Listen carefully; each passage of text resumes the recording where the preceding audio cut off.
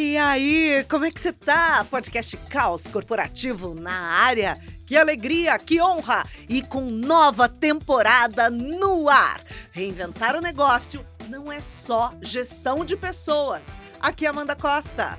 Anderson Barros aqui com vocês para mais uma temporada de pensamento, reflexão, provocação, para além daquilo que é óbvio, né, Amanda? É isso, e nesses meses de agosto e setembro, nós vamos falar sobre 3 eixos para você que tá aí, ou tem seu próprio negócio, ou tá na liderança das empresas aí, de grandes empresas, de pequenas empresas, de todos os setores, passando pela mesma questão, né?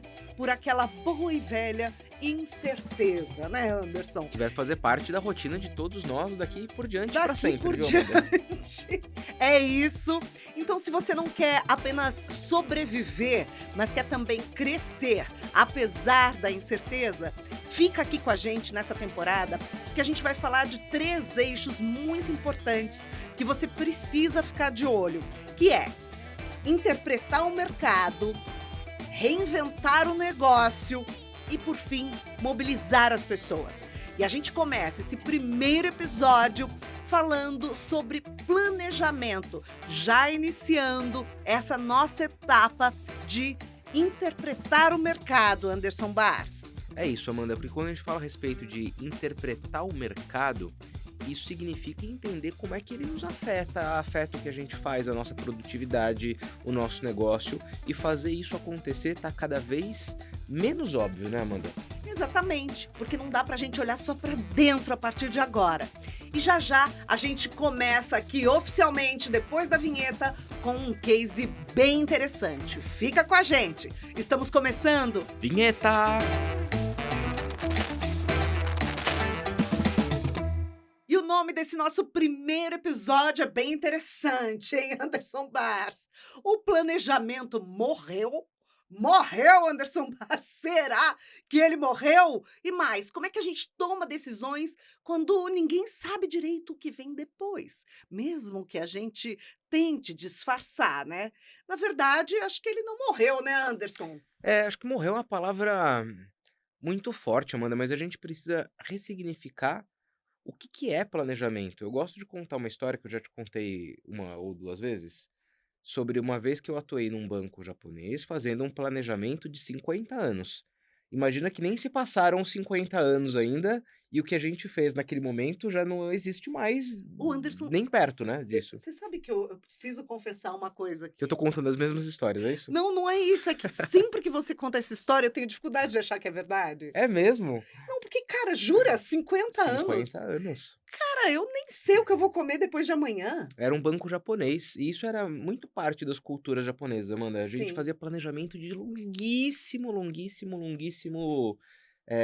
prazo, para que as pessoas pudessem se organizar cuidadosamente, tocar os seus projetos na paz, equilibradas, né?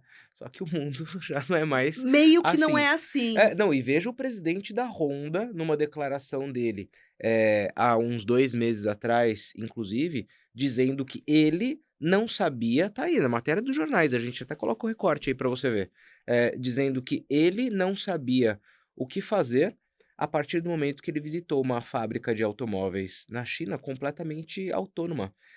Fábricas hoje de automóveis trabalhando com 10% daquilo que são Da mão de obra. da mão de obra em comparação aos competidores tradicionais. Então, se o presidente da Honda vem ao mercado sem saber, né, o que fazer, isso é um ponto para ficar no nosso alerta, né? E ele estava visitando uma fábrica na China. Então, o dilema já está aí, né? Já está colocado. Então é isso, o que morreu é a ideia de que estratégia é prever o futuro corretamente. Então o que a gente vai discutir hoje é o que é essa nova estratégia? O que é estratégia no momento de mundo que a gente vive? O Anderson, então, na verdade, o que a gente precisa é estar preparada, estar preparado para esse futuro desconhecido.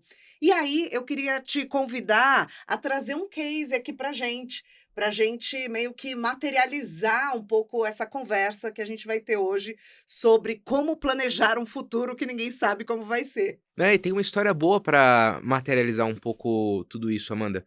Você lembra, né? Você conhece a Shein? Muito!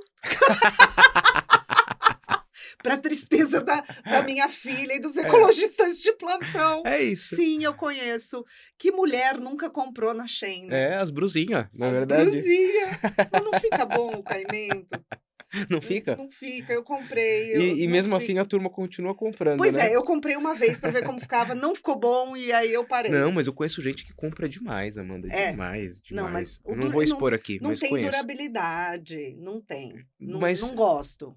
o Pronto, fato falei. é que Mas a não é Shein, sobre, não é né? esse o Não, case. não é. A gente não tá aqui debatendo Não é minha moda, experiência né? pessoal. Não tá aqui debatendo moda. E aí, Amanda, tem, né, uma história que vale a gente compartilhar aqui da própria Shein, que em 2024 a Shein olhou para todas essas tensões comerciais que a gente estava vivenciando, todas essas questões envolvendo taxação, Estados Unidos versus China, tarifa, toda essa questão de risco geopolítico, dependência de produção na China, sendo que a China ia ser taxada. Então, por conta de todo esse contexto que você acompanhou muito bem, afinal de contas foi matéria no mundo inteiro, a Shein tomou uma decisão que, a princípio, parecia ridiculamente racional, que foi diversificar a produção. E ela começou a deslocar parte dessa produção para o Vietnã, para que não fosse afetada pelas altas taxações que os Estados Unidos estava colocando sobre a China. Alugou uma baita de uma área, né, foram 15 hectares, né, numa determinada região do Vietnã, e ali a Shein estruturou toda a sua operação.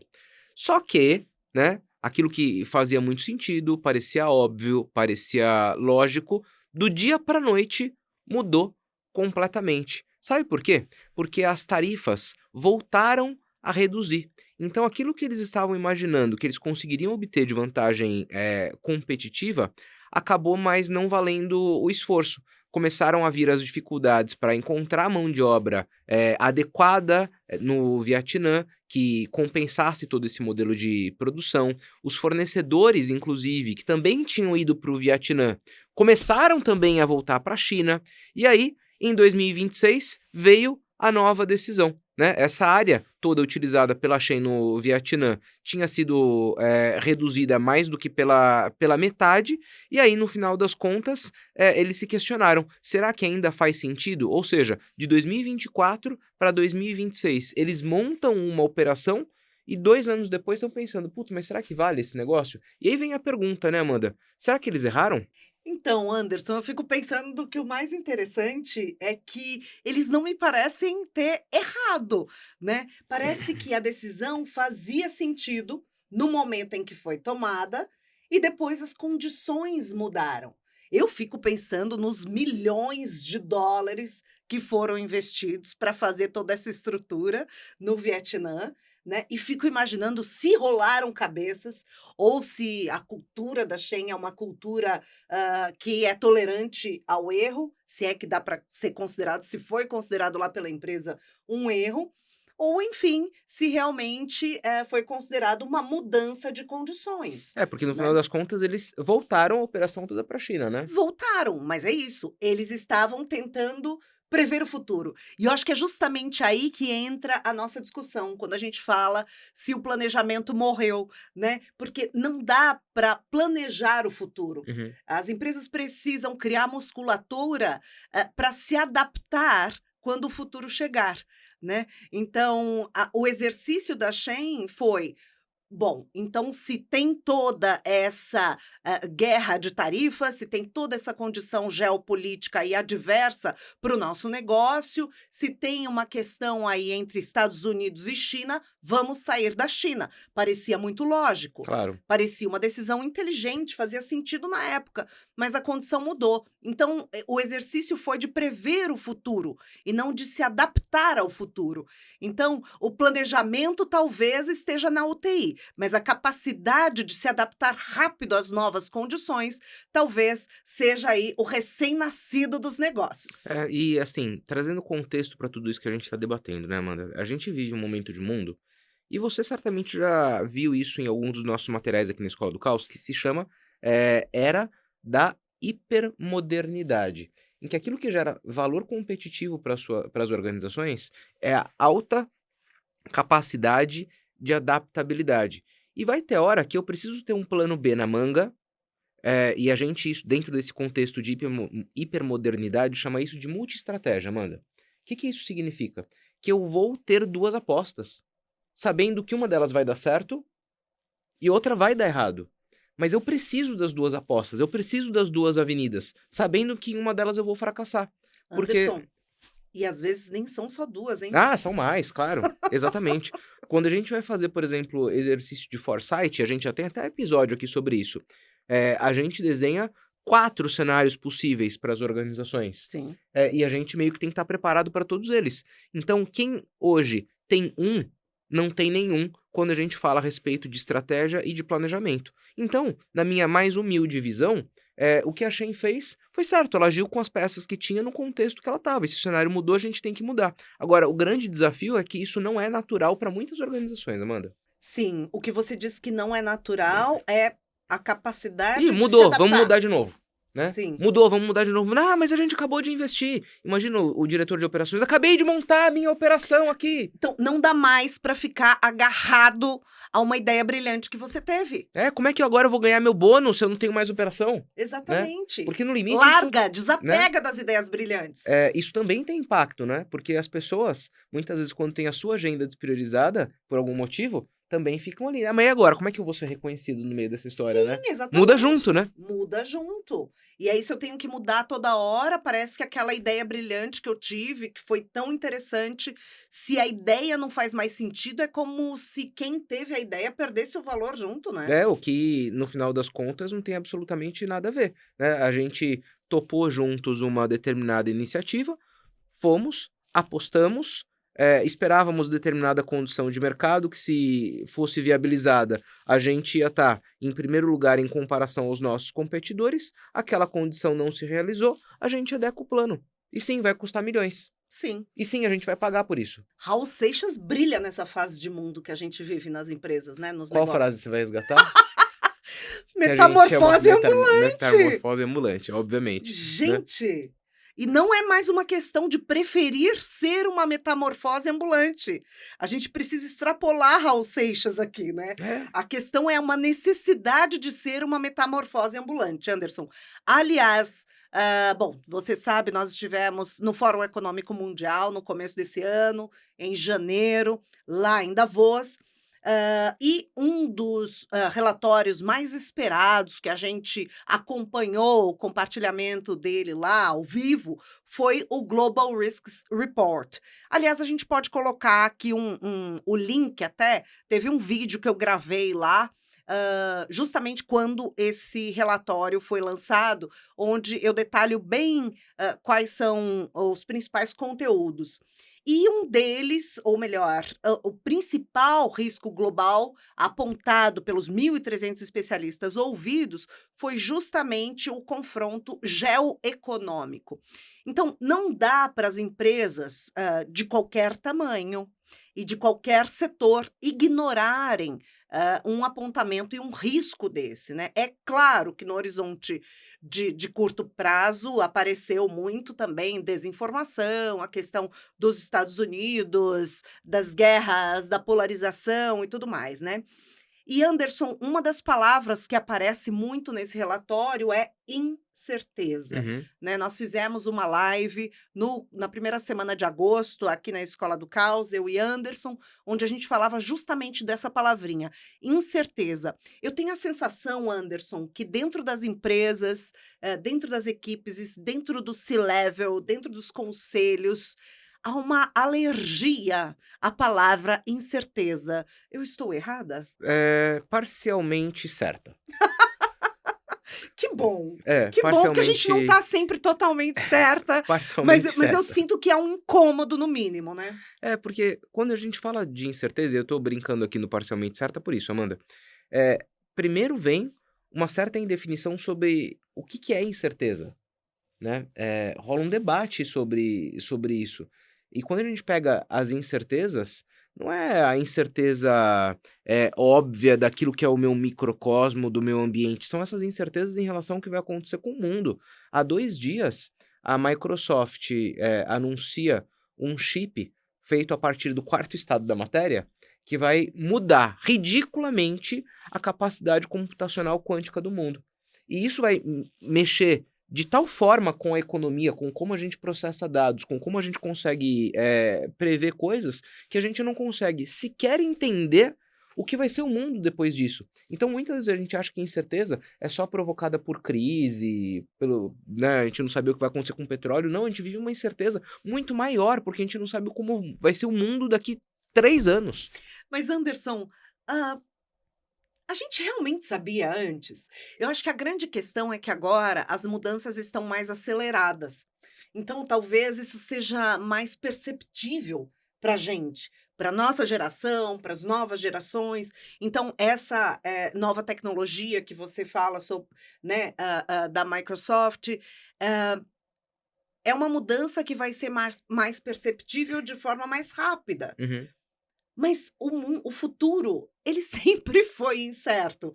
A questão é que a gente demorava um pouco mais para sentir as É consequências. verdade. E hoje as consequências, elas são muito mais rápidas. Então, em questão de semanas, a gente já vê um mercado se transformando, Claro, em meses se claro. transformando. Então, eu acho que não é muito sobre a mudança, é mais sobre a velocidade em que a mudança acontece, né? Esse futuro sempre foi imprevisível, mas agora a imprevisibilidade chega mais depressa. Chega mais depressa, envolve muitos aspectos das nossas vidas, inclusive na live que você menciona, que a gente fez agora no começo do mês, Bota o link, eh, bota o link para quem inclusive não a viu. gente traz lá um dado sobre o quanto que os CEOs e os conselhos se dizem não estar preparados para lidar com esse contexto, né. E um outro dado super interessante é que 42% dos CEOs dizem, inclusive, que se nada acontecer de mudança radical no seu negócio, eles vão deixar de existir nos próximos 10 anos.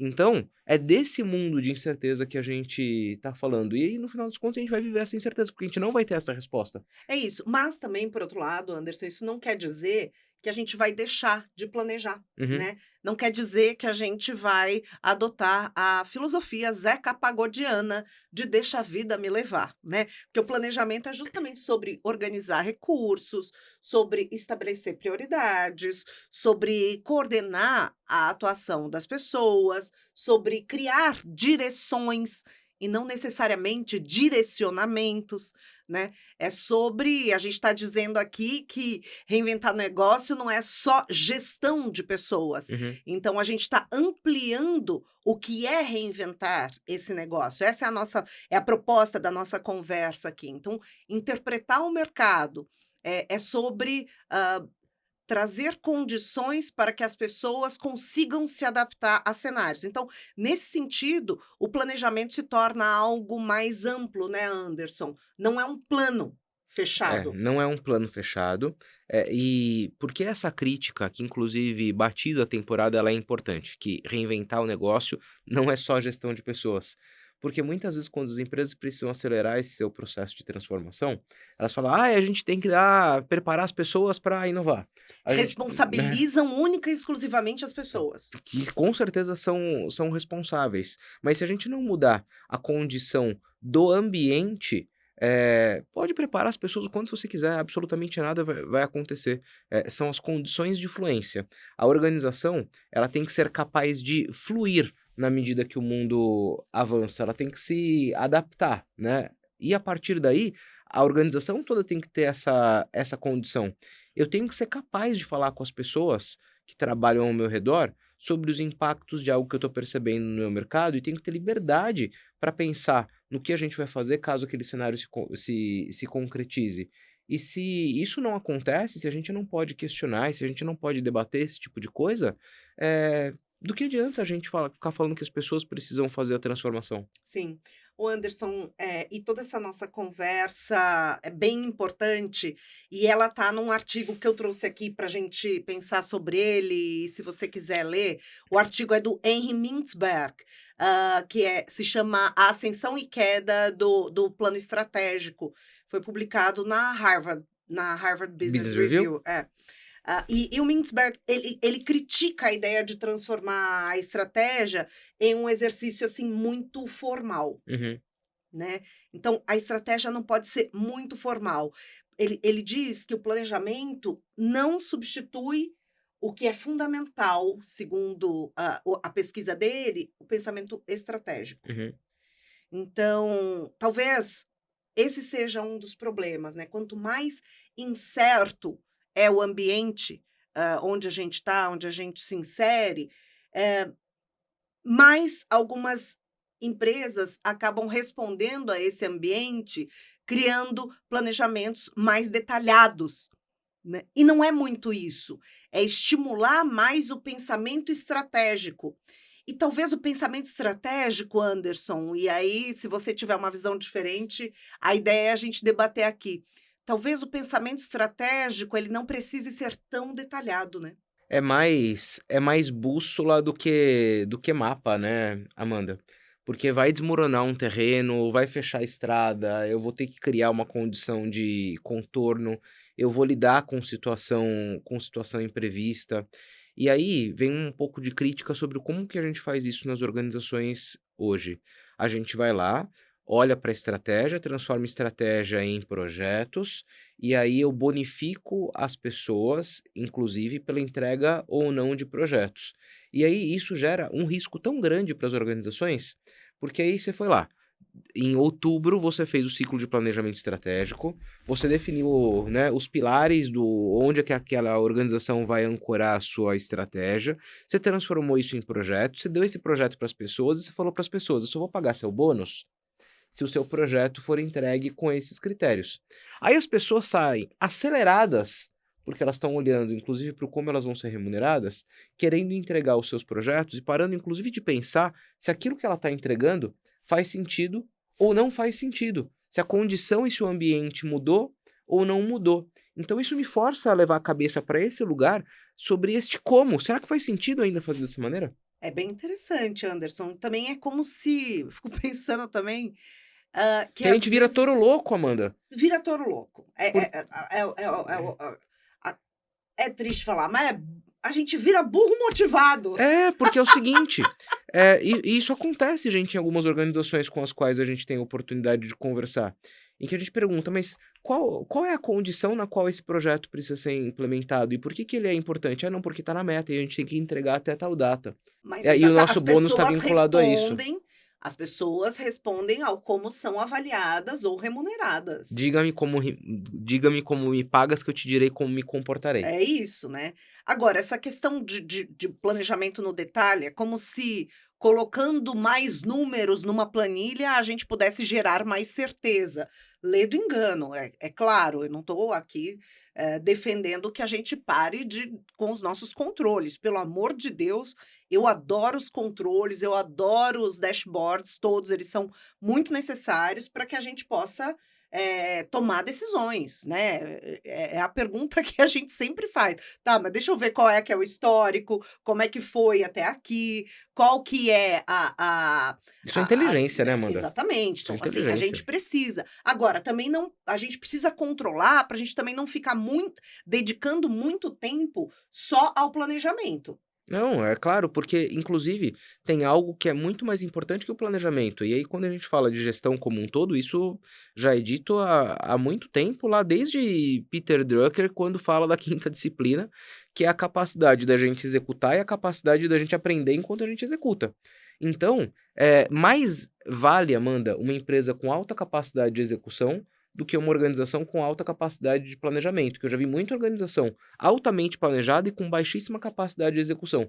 O PPT tá lindo sobre para onde aquela organização precisa ir, mas eles não conseguem, de fato, tracionar a organização nessa direção. E é mais do que comprovado. Organizações com boa execução são empresas mais bem-sucedidas do que organizações que têm apenas bons planejamentos.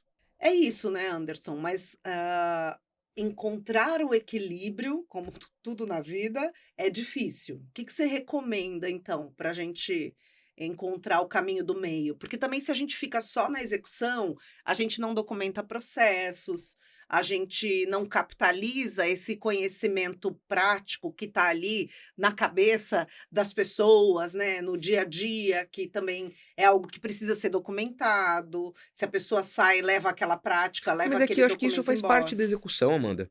Acho que isso faz parte do arcabouço todo da execução. Pensar Uhum. em gestão do conhecimento, pensar em escala, pensar em automação, mas principalmente garantir que a organização está caminhando no norte, para mim, tudo isso que você falou faz parte da gente garantir a execução de uma organização, sabe? Então, as conversas longas, abstratas sobre o futuro são importantes? São, mas para além disso, Longas, né, longas, as conversas são importantes. abstratas. São Dormir! Não, importantes. não. Longas e abstratas não, pelo amor de Deus. Ah, em algum momento a Não gente tem que cabe ser na capaz, agenda. Amanda, de Não, lidar não. com a abstração. Eu não Anderson, consigo construir quantas um. vezes a gente conseguiu ter conversa longa e abstrata sobre o Mas, futuro? Amanda, o futuro A Deus pertence. também é verdade. Mas o futuro é criado quando a gente tem a capacidade de imaginar aquilo que não existe. Então isso vai exigir da gente alguma capacidade de abstração, percebe? Mas não pode ficar só aí. Então vai ter hora que a gente vai ter que pensar sobre aquilo que não existe no nosso mercado, sobre aquilo que não existe no nosso setor. Se a gente tem a tecnologia que a gente tem hoje, é porque alguém foi capaz de pensar em Claro, algo que de não existia, imaginar, de imaginar um imaginar. futuro, imaginar uma Exato. realidade, né? Algum dia, hoje, por exemplo, a gente diz, né, que já já a gente não vai mais ter os nossos telefones, que a gente vai usar outro tipo de device para conseguir fazer com que a tecnologia interaja em tempo real com a nossa vida. Então a vida está contada em relação a olhar para a tela de telefone. Alguém pensou sobre isso? E se a gente não precisar mais de telefone do jeito que a gente conhece, né? Como é que seria? Como é que seria? Então, se a gente às vezes também não se faz esse tipo de provocação, mas, né, estabelece um limite para que isso aconteça e a partir daí começa a transformar isso em plano, nada acontece, né? O Anderson, é um preço alto, então, as lideranças buscarem, exigir certeza das equipes antes de que elas partam para ação, né? Não tem Amanda, nem como. posso falar? Cara, cada vez mais a gente tá naquela realidade em que a gente precisa testar, mensurar, se não deu certo, joga fora Uhum, e testa de novo. Hoje, quando a gente fala, por exemplo, de todos os programas nos quais a gente tem a oportunidade de interagir para ganho de proficiência em IA, né? Já que é a uhum. discussão do mundo, vai ficar, né, vai fazer cada vez mais parte da nossa realidade, e a gente encontra empresas com níveis tão diferentes de maturidade. E até vou fazer uma parte aqui, né? Porque quando a gente fala de IA propriamente dito, que é uma das coisas que a gente precisa avaliar para falar de reinvenção de mercados, porque tem mercados inteiros sendo reinventados a partir de inteligência artificial, a gente fala de letramento, de proficiência e de fluência. Letramento é quando eu sei do que se trata. Proficiência é quando eu sei do que se trata e consigo aplicar aquilo na minha rotina. Uhum. E fluência é quando eu sou capaz de decidir porque eu já absorvi os dados daquele cenário, então eu sou capaz de tomar decisões melhores por conta daquele contexto. Então, quando a gente fala de IA transformando as organizações, uma das premissas para a implementação desses projetos de aceleração é isso. Identifica a oportunidade, implementa pequeno, rapidamente, colhe dados. Deu certo? Continua e escala. Não deu certo? Joga fora. E a gente tem que ser capaz de fazer isso, Amanda, em uma semana. Percebe? Sim. Meu, testou, validou, não validou, joga fora, desapega, tenta de novo, vai pelo outro caminho. Uhum. Então, para mim, esse comportamento é mais importante que tudo. Sim. Então aquela ideia do planejamento perfeito, a gente precisa desapegar dela totalmente, né, Anderson? E aí aqui, eu vou trazer para vocês uma colinha, ampliando um pouco esse exemplo do que o Anderson trouxe, né, de um planejamento aplicado ao exemplo, da implementação de IA dentro das empresas, trazendo aqui uma proposta, né, uma ideia, bem prática, uma receita de bolo aí para você entender o que seria a proposta de uma nova natureza de um planejamento, né? Já que ele não morreu, como é que seria, este planejamento adequado a esse tempo de incerteza que a gente vive? E aí a gente vai até escrever aí, colocar uma arte na tela para você entender direitinho, anotar e tentar colocar aí em prática. Então, ó, primeira coisa, coloca aí na tua cabeça. Nem toda decisão vai ser definitiva. Olha que Não, bacana, isso é Anderson. ótimo, porque tem um montão de gente que eu conheço e você também, que tem ideia de estimação, né? Exatamente, desapega. Outra coisa, uma empresa pode testar. Olha que incrível. Não, mas olha esse baita teste da Shen que a gente viu aí, um teste milionário. Então é isso. Inclusive, Incentive o se teste. bem que aí não foi nem teste, né? Mas O tá que tudo se bem. não foi uma implementação que deu Foi. errado, mas o É que da vida. significa também que é importante ter tolerância ao erro, tá. Então precisamos pensar nisso. Porém, e aí vem o próximo item, faça pilotos, como você acabou de sugerir, Anderson. Depois, invista pouco antes de investir muito. Uhum. Não faça como a Shein. Depois, por exemplo, crie parcerias, né. É, cara, as empresas têm uma dificuldade de fazer isso, Amanda. Ficam ali tão autocentradas, tão autossuficientes, querendo fazer tudo por si. E às vezes tem alguém que já tá meio surfando super numa onda de um sistema que a gente precisa desenvolver, de um modelo de negócio que a gente tá pretendendo criar. Meu, não reinventa aquilo que alguém já tá fazendo. Tenta ver se você primeiro consegue conectar a iniciativa, sabe? Valoriza quem já teve a ideia, cria parcerias, sabe. Eu acho que é interessante a relação do ganha-ganha, né, nossos pais falavam disso, por que não nesse momento? Experimente um mercado novo dentro do teu próprio negócio, por que não? E espere mais informações antes de comprometer todos os recursos. Você gostou da receita de bolo, Anderson? É, ela vai ter uma série de, adendos aí no meio do caminho pra gente tirar tudo isso do papel, mas é uma filosofia boa, É um Amanda. bom É começo, uma né? boa filosofia. Agora, Anderson, então, você acha que uma boa estratégia pode ser aquela que preserva a capacidade de escolha e que prevê um espaço para mudança, para adaptação e que tenha como princípio básico a flexibilidade? Estratégia não é mais pedra fundamental. Ó, tô usando frase de efeito pra você marcar bem aí agora pra ficar aquela coisa bonita, sabe? Ele tá frasista hoje, É, ele tá estratégia não é pedra fundamental, porque antes estratégias das organizações eram super, inquestionáveis, né? mas você sabe que, assim, pensando bem, questionando aqui sua frase de efeito, o problema não é que ela seja pedra fundamental, o problema é que, além de ser pedra fundamental, haja a expectativa de que ela seja final também, É, né. claro, não vai Porque chegar ao tudo fim. bem que ela seja fundamental e que a gente parta dela, mas Uhum. que a gente entenda que ela não vai ser o resultado final, né. Não, não vai e as coisas e a condição vai mudar no meio do caminho. Então, estratégia é ter clareza daquilo que eu não vou fazer, né. Então, o que significa ter uma estratégia? Saber onde eu vou colocar foco e, principalmente, onde eu não vou colocar foco. Só que isso pode mudar de uma semana para outra, porque a condição de mercado mudou. Então pode ser que eu tenha que voltar para a organização e falar o seguinte: "Gente, lembra aquele negócio lá que a gente falou que a gente não ia dar a mínima atenção? Que não era relevante? Pois então, e agora para fazer isso, a gente vai deixar de fazer aquilo". Talvez esse seja o ponto, Amanda. Eu tenho que ter muita clareza do que eu vou fazer e do que eu não vou fazer, porque tudo não teremos. Tudo não teremos. Então se eu vou priorizar algo, eu vou despriorizar.